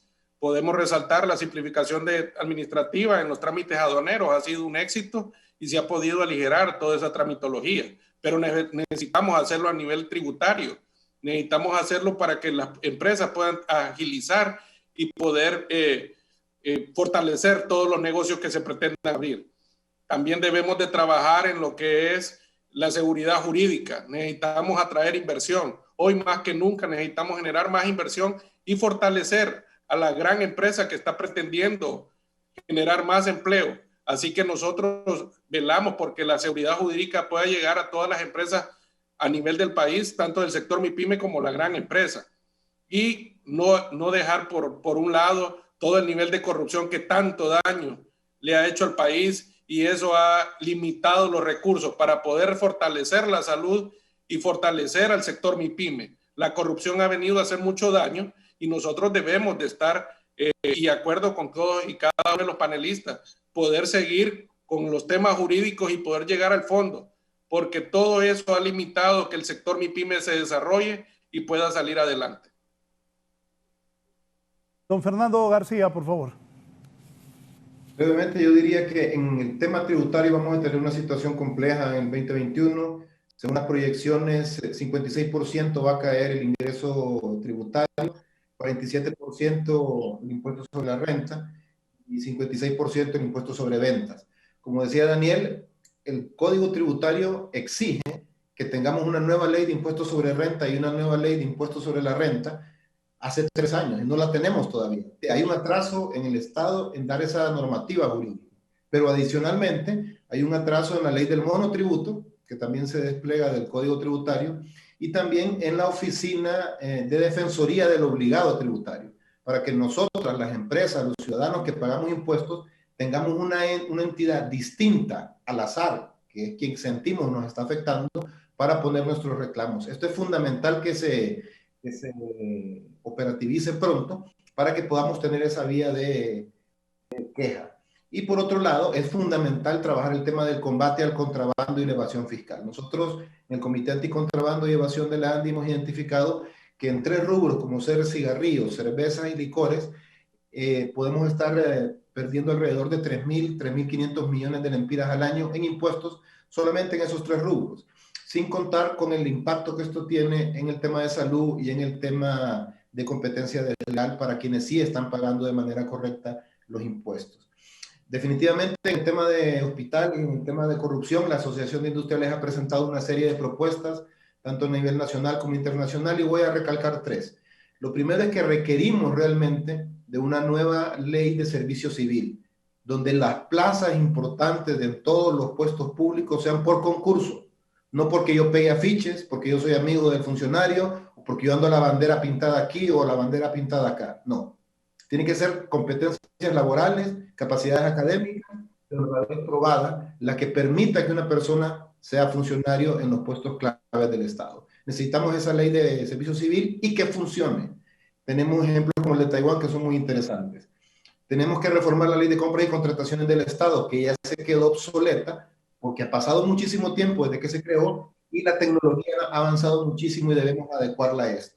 Y definitivamente varias de las reformas que se han hecho al Tribunal Superior de Cuentas, en lugar de contribuir a mejorar, han ido hacia atrás. Necesitamos trabajar fuertemente en los controles preventivos en la gestión pública y no únicamente pensar en los controles a posteriori cuando el delito ya se cometió o cuando la incapacidad del funcionario ya se hizo evidente y tuvo problemas para el ciudadano.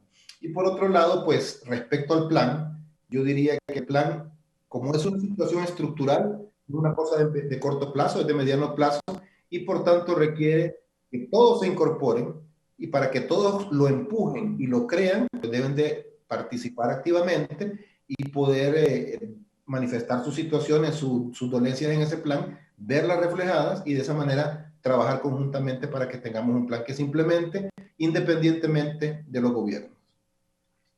Gracias al director ejecutivo de la ANDI, don Fernando García, por haber participado. Y lo que él dice en Honduras, que todos esperamos, que la gente en los cargos públicos llegara por capacidad, no por activismo político, que personas como los que hoy he entrevistado participaran en los gobiernos, porque la gente buena también no se mete a los gobiernos, porque gobierno es sinónimo de corrupción, ser diputado en el Congreso es corrupción, y creo que en Honduras Los hondureños, hay muchos hondureños y como ha dicho Alden Rivera, hay que pensar en el futuro hacia adelante, pero sí ver los errores y corregirlos para que no sigan pasando. Don Guy, sus palabras finales y como siempre agradezco su amabilidad de participar con nosotros en este foro de la entrevista.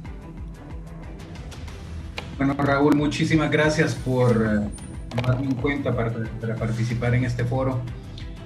Yo solamente quiero terminar diciendo de que si los hondureños no nos unimos para trabajar juntos y sacar el país adelante, va a ser imposible.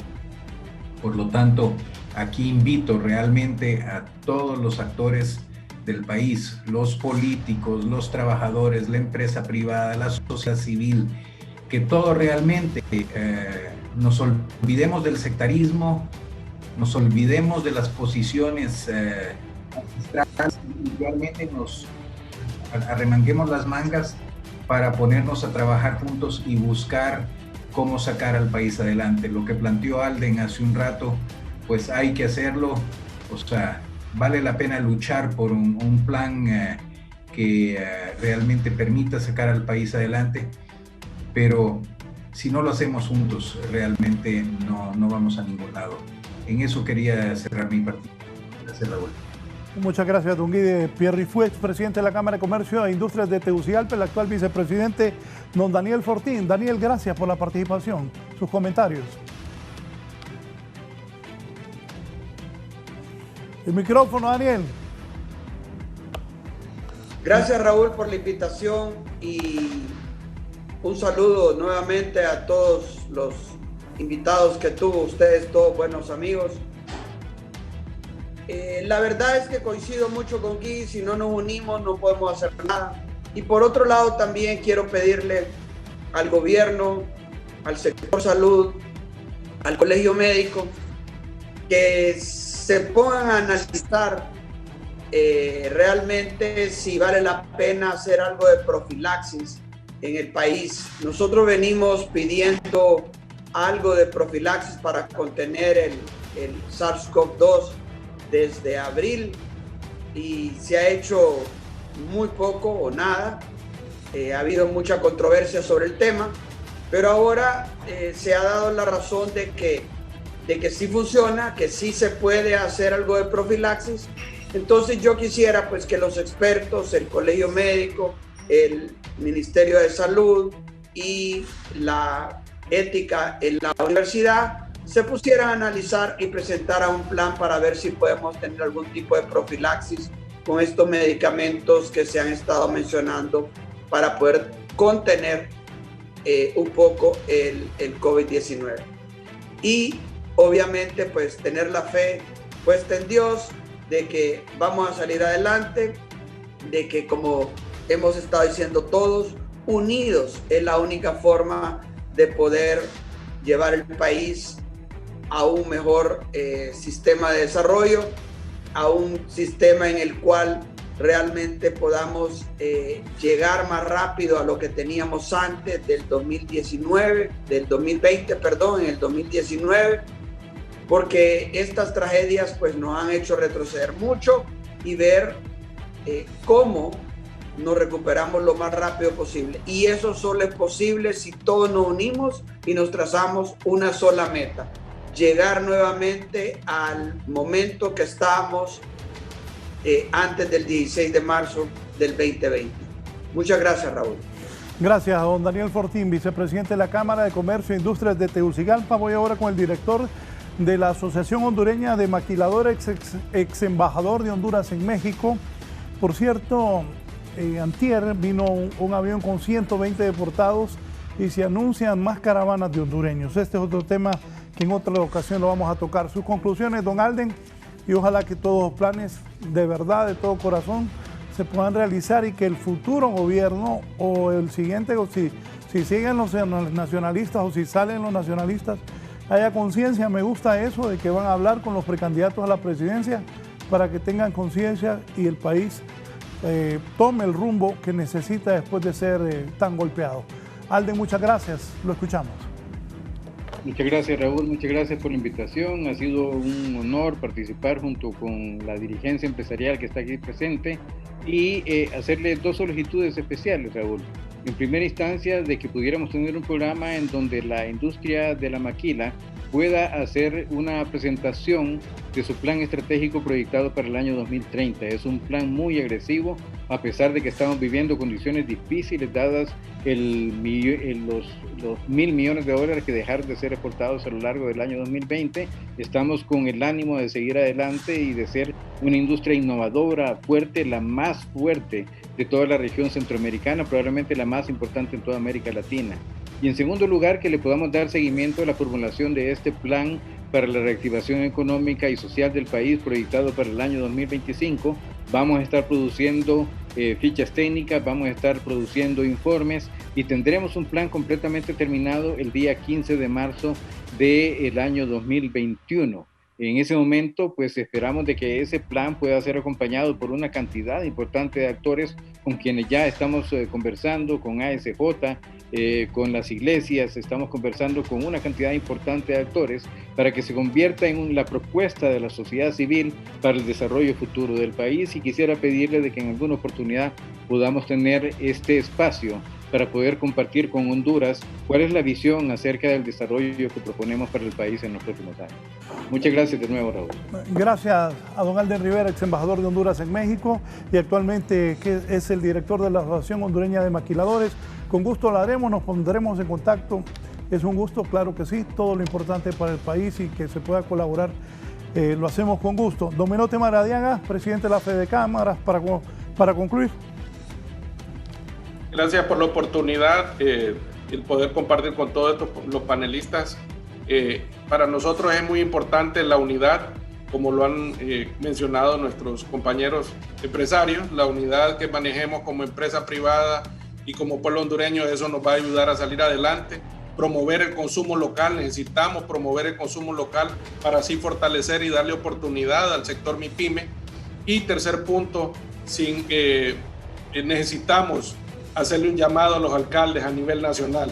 Debemos de bajar esas tasas impositivas que han puesto para poder atraer más inversión en el interior del país y crear más fuentes de empleo y más empresas en el interior del país que tanto necesitamos. Como usted bien lo mencionó, debemos de evitar que salgan más compatriotas del país con estas caravanas y solo creando oportunidades, pero también haciéndole un llamado a los alcaldes.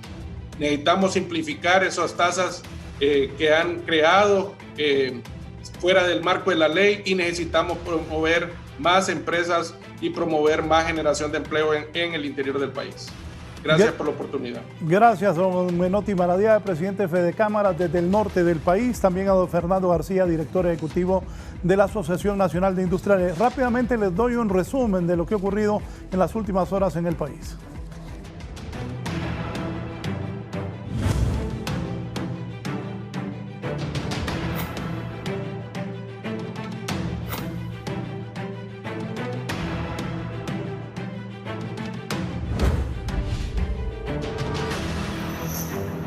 Voy a iniciar con Víctor Valladares. ¿Hay o no incremento al gas LPG? Atención, ama de casas que utilizan el LPG.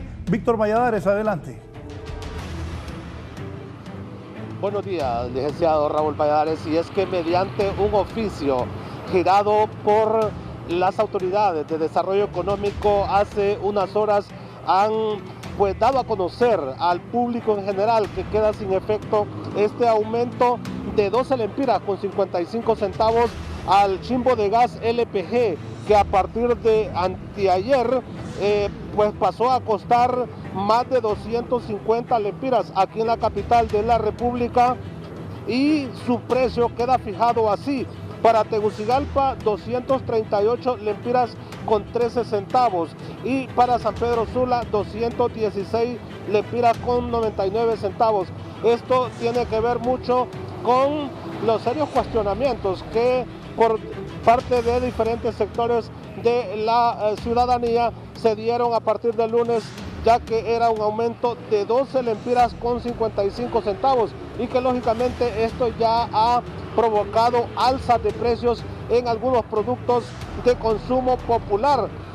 Según nos han dado a conocer, y hemos verificado, ya en muchos negocios se les ha subido algunos productos de consumo popular que son elaborados prácticamente donde la materia prima es el gas LPG. Así es que reiteramos, queda sin efecto este aumento de 12 lempiras con 55 centavos al chimbo de gas LPG de 25 libras y su precio queda igual a como estaba al 31 de diciembre en 238 lempiras con 13 centavos para la capital de la República y sus alrededores y de 216 lempiras con 99 centavos. Para esto, pues lógicamente es un alivio para el bolsillo de los consumidores y particularmente para las personas que hacen uso de este combustible. Licenciado, yo regreso con usted al set principal de la entrevista. Qué bueno que pararon ese incremento. La gente ya no aguanta más aumentos, es la realidad. No hay de dónde sacar ni de dónde pagar tanto impuesto. La energía subió, los combustibles suben. No es fácil como está el país y hay miles y miles de hondureños que no tienen trabajo. Otro problema, el sector transporte han iniciado este 2021 con la muerte de conductores de buses. Voy con Gisela Calix. La preocupación que hay en la dirigencia por esto, los 2 últimos días he tenido que reportar asesinatos de conductores de buses acá en Tegucigalpa.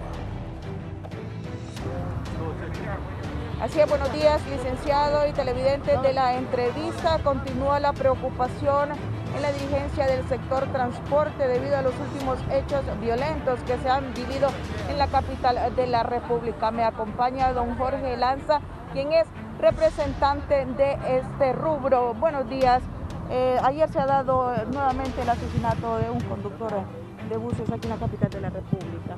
Así es, lamentablemente es sumamente difícil tener que salir en los medios anunciando pues otra muerte más de un compañero, una persona que en este momento la están llevando hasta la ciudad de La Paz a sepultarlo, sus familias y compañeros de nuestro rubro. Y esto sí es enormemente difícil y doloroso, ¿verdad?, para nosotros. Y no sabemos pues en realidad qué hacer, porque ya hemos pedido enormemente a las personas, a los medios, a las autoridades que nos ayuden en este aspecto y no hemos podido conseguir pues de que sea algo efectivo, real. Siempre hay limitaciones, las autoridades están limitadas con el asunto logístico, con el asunto de personal y sí es sumamente difícil esta situación, ¿no? Aún en los tiempos que el país ha vivido sumergido en la emergencia sanitaria por la pandemia, son considerables los crímenes que se han dado en contra tanto de pasajeros y también conductores. Así es. Imagínense que yo pensé de que tal vez Dios les ponía a estos ciudadanos de repente una reflexión, ¿verdad?, por esta situación que hemos vivido, pero como que no hay en ningún momento ninguna reacción positiva de parte de ellos, sino que más bien endurecen y crudecen más la situación del crimen, la extorsión y todo lo que nos afecta a nosotros como empresarios de transporte. Bien, muchas gracias, don Jorge Lanza, quien se refería a estos hechos que le han costado la vida al conductor de una unidad de transporte aquí en la capital de la República en las últimas horas y que ya, como él bien lo manifestaba, está siendo trasladado hacia su ciudad natal para darle cristiana sepultura. Con este reporte vuelvo con usted al estudio, licenciado. Buenos días. Precisamente sobre eso, ¿dónde lo van a enterrar? René Amaya, adelante.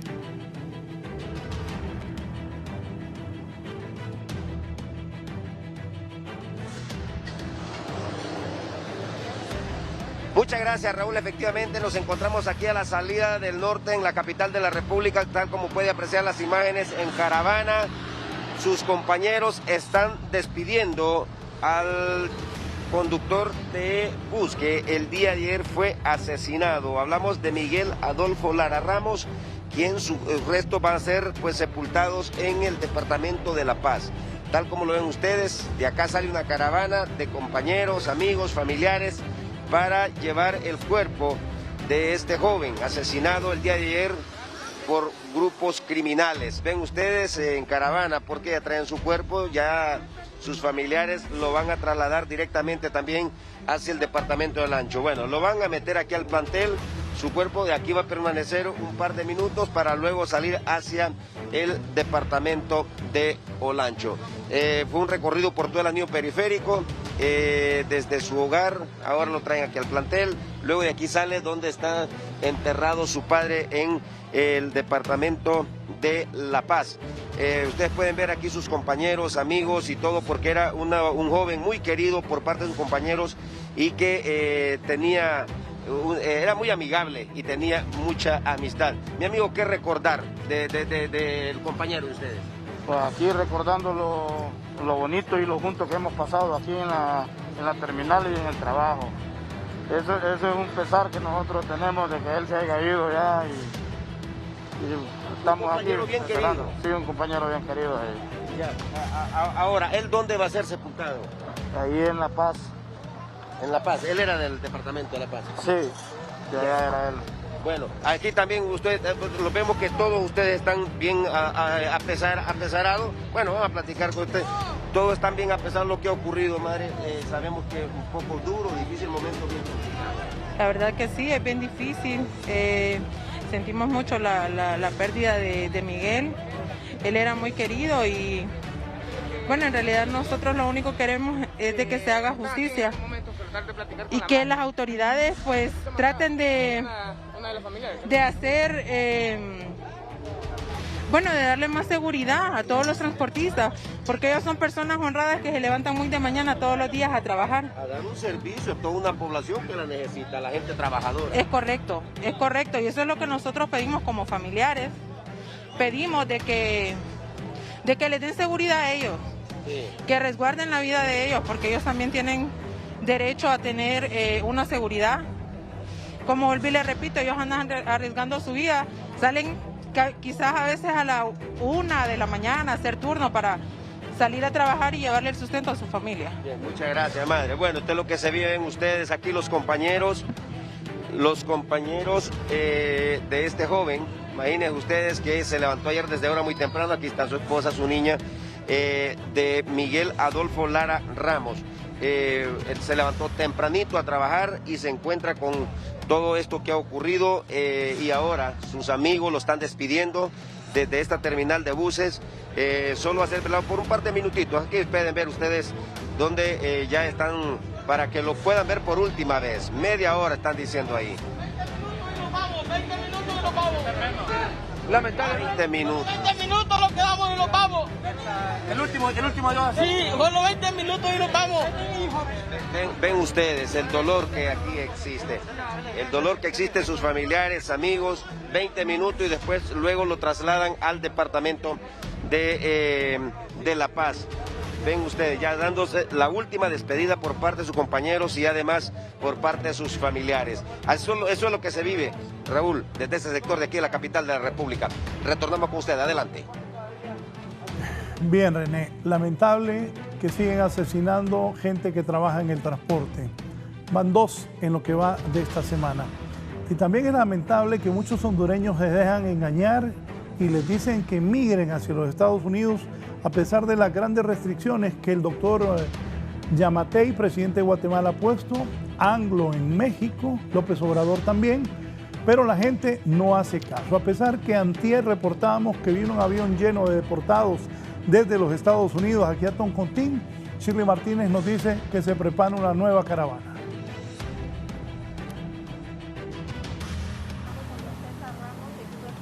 Buenos días, licenciado Raúl Valladares, en el foro La Entrevista.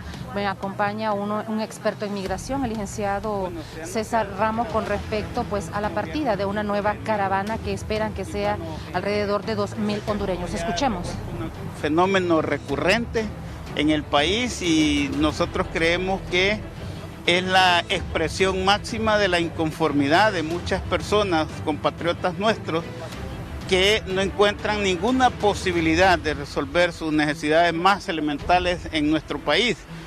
Sobre todo con el 2020, que se nos presentó la emergencia sanitaria del COVID-19 y con el impacto de los fenómenos ETA y IOTA, pues muchas familias, muchas personas fueron destruidas sus viviendas, perdieron todos sus enseres domésticos, sus parcelas de producción, sus pequeños negocios. Esto ha venido a vulnerar aún más, ¿verdad?, la situación de estas familias, y sin duda lo más lamentable que ante estas cosas nos preguntamos es qué respuestas hay de parte del gobierno, en este caso, ante estas necesidades de esta población. Vemos lamentablemente que las primeras medidas son de reprimir, de criminalizar y de tratar de considerar que este es un problema para los gobiernos, pero en realidad la gente tiene necesidad, también le avalan sus derechos, y frente a esa situación es que creemos nosotros que la población necesita respuestas concretas ahora mismo, no para mediano y largo plazo. La población tiene hambre, tiene necesidad de empleo, los jóvenes tienen necesidad de educación. ¿Cuántos hondureños esperan ustedes que partan en esta nueva caravana? Es bien difícil dar más o menos un dato de cuánta población podría tomar esta ruta migratoria nuevamente en esta caravana, pero por la situación también del COVID, nosotros pensamos que podrán... Hemos escuchado palabras textuales del licenciado César Ramos con respecto a que ellos esperan alrededor de 2.000 hondureños que partan, pues una nueva caravana que partiría a partir del 14 del mes presente. De momento retorno con esta información desde la zona norte del país. Buenos días. Buenos días, Shirley. Ojalá que la piensen bien los que van a la caravana. Repito, las restricciones que ha puesto el presidente de Guatemala y el presidente de México, no es fácil esas caravanas a los Estados Unidos, y muchos lo hacen enganchando, como decimos públicamente, normalmente los hondureños, a gente inocente que hace un esfuerzo, les paga creyendo que sí los van a llevar a los Estados Unidos, y las posibilidades son escasas o casi ninguna de cumplir llegar a los Estados Unidos. Voy a cerrar. Kelly me dice que hay un decomiso de droga. Voy a leer un tuit que está aquí. La Policía Nacional de Honduras. ¿Cuántos kilos? Kilos de supuesto clorhidrato de cocaína son incautados por equipos. Vean ustedes, 15 me dice Kelly. El operativo e inspección se realiza en Ciguatepec, que hay una persona detenida. Miren de dónde lo sacó. Eso es en un carro, ¿verdad? Es un compartimiento falso en un carro que, por lo que veo y lo que sé, es un carro cabina y media. Miren dónde habrían hecho este falso depósito, o este depósito en el carro, para poder ponerme el tweet y el video también. ¿Qué ha dicho la policía? ¿Para qué es esto, Kelly? Para hacer cocaína. Supuesto clorhidrato de cocaína, o sea, es cocaína, ese es el nombre científico. Para que nos vayamos entendiendo, es que así entiendo yo y entiende la gente. Es cocaína lo que están viendo que este miembro de la Policía Nacional ha sacado. Estaremos al mediodía con información ampliando sobre este decomiso que se hace de parte de la policía, a quienes felicitamos en el centro del país, específicamente en Ciguatepec. Tengan buen día, sigan con Canal 11. Les agradezco, como siempre, la gentileza que nos permiten ingresar a sus hogares. Que estén bien.